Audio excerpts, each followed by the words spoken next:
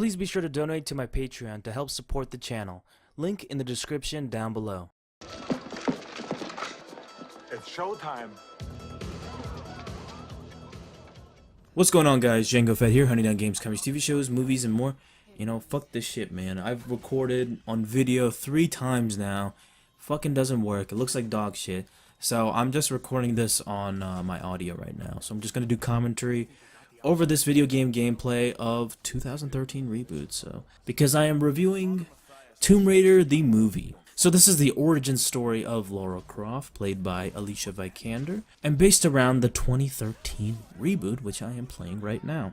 I freaking love that game, and I've played it around, what, 7-8 times at least, and fucking love it. And the sequel is just as good, if not great, and I've played it around like 4 or 5 times. Fucking love both of those games. So this one is the reboot that is based around the 2013 one. So it starts with the first 15 minutes dedicated to Laura in England and in China, and from there the movie picks up into the island which the 2013 reboot is based on. And the reason Laura is going to this island is to track her father and to find out if he's alive or not. So let's talk about the good, then get into the negatives. The good things about the film, I would definitely say, is Alicia Vikander. This is one thing I knew from the start, that Alicia Vikander would steal the role. She would be fantastic as Lara Croft, Laura, whatever you want to call it. I don't give a shit what you fucking pronounce her name, okay? I don't think it's a big fucking deal nowadays, but people are just like freaking the fuck out. Like they just like, it's just like the biggest social issue out there. Like seriously, people, this is what you want to like correct people on pronunciation? Anyway, I knew she would steal the role. She would be fantastic. My girl Alicia Vikander. I feel like as an actress, not only is she just great in acting in general, she's got a really good range of acting capabilities. Unlike other actresses, many people will compare her to Emilia Clarke. Emilia Clarke is so limited and just a terrible actress. She's only good in Game of Thrones for the most part, and she can't do anything else. Alicia Vikander is kind of the fucking opposite. She can do just like anything and just be fantastic and capture the role. I feel like she's just not given enough, man. Like I really wish she was in more stuff and is in more lead roles like in this movie. And I feel like this is like a good calling card for other directors and other people to look at her and say, oh, I want to cast her as the main lead. And another thing is they recreated a lot of great moments from the video game into this movie. Though I will say there were not that many moments of that into the movie itself. I would say it's around 20 something minutes, 25 minutes, and that's it. That's all you get. And it's just like that was just like abundant throughout the game. And you wish you had more of that in the movie, because those are definitely the best parts, without a doubt. And I feel like they got the look of Laura perfectly. You know, the dress attire, the set is not the perfect location. It doesn't look like a Japanese island at all. It just looks like a regular fucking island. But they got the look of Laura perfect, and that's all. I'm fine with that. And that's really all the positives I can name. There's not really that much going in that I can just say, oh, this is the best part, and this is like, you know, these are all these great things about the movie. They're not. There's not that many good moments about this movie. So let's just get into the bad. The story is dumb. The story is dumb and nonsensical. The first 15 minutes was dedicated to Laura in England and then in China, with some of these pointless action sequences, like the bike sequence, which was fucking dumb. And then how does fucking Laura just end up being just poor and do all these shitty jobs and not just, you know, accept the money, her inheritance from her father who disappeared? Like, that was fucking dumb. That was just a glaring plot hole throughout the movie. And it's just like just sign the papers, get the fucking money, and then you can go to fucking Japan and you have the funds for anything. But instead, no, I'm gonna do it towards the end for convenience's sake, to reveal some predictable thing that happens at the end. Fucking dumb. And then she went to China, and then they had this dumb action sequence in like where she's chasing this pickpocket. I had Assassin's Creed vibes from that. The movie vibes. And that's not a good thing. You don't want to be on the level of Assassin's Creed at all. And I would say this movie is better than Assassin's Creed. This is by far better than Assassin's Creed. Assassin's Creed, that movie can go fuck itself. But it's not saying much about the movie that it's slightly better than Assassin's Creed. And not only that, but there was a really big dumb moment towards like the, 3/4 into the movie. They revealed a new character that kind of defeats the character of Lara Croft.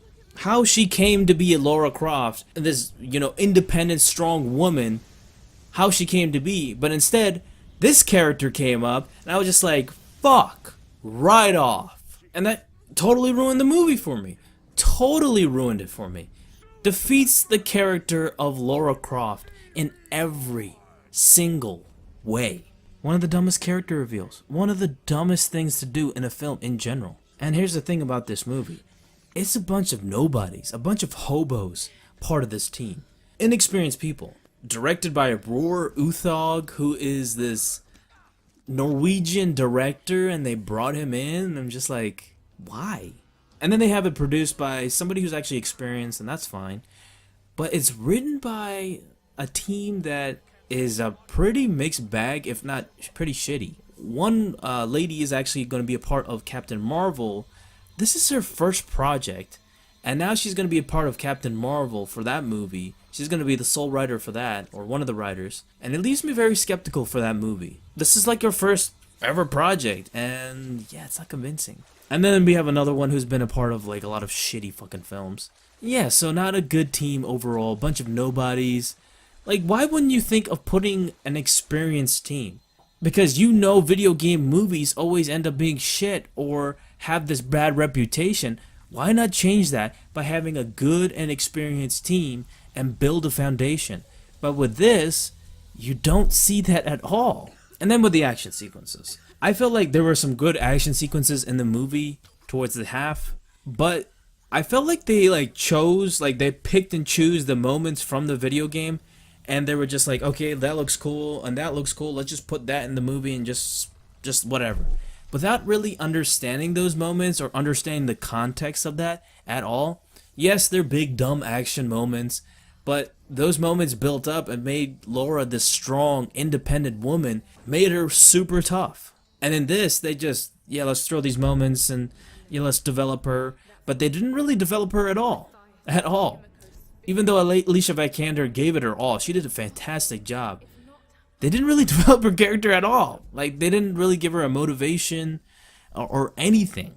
Or the motivation, it just ends up being dumb. So a lot of nonsensicalness into this movie, and I expected it from a video game movie. I really wanted more from this movie, and I expected a lot more. But at the same time, I didn't. I had like a lot of skeptical thoughts going in, and I kind of knew that this movie wasn't going to be as good as I thought it would be, but I didn't think it would be as disappointing too at the same time. So I am giving Tomb Raider a...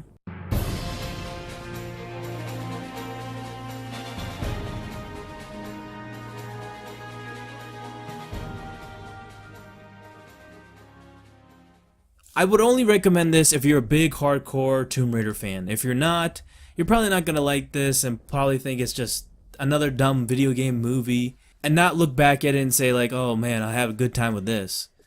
It's just another forgettable video game movie that just ended up being not so good.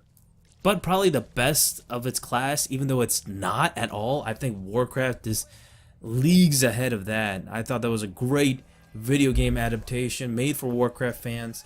I know audiences didn't like it because they didn't really understand it.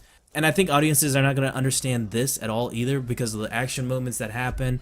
And she's like grunting and, squealing and screaming all the time.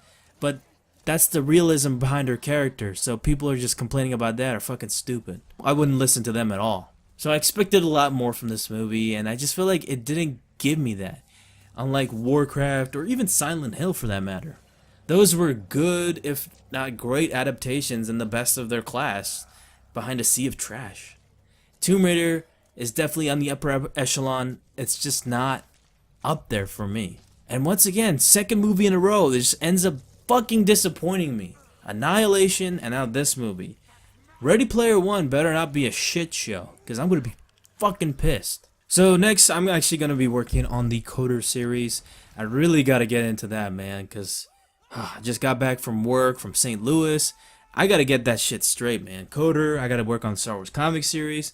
I gotta play some Monster Hunter. I gotta play some Warhammer Vermintide 2.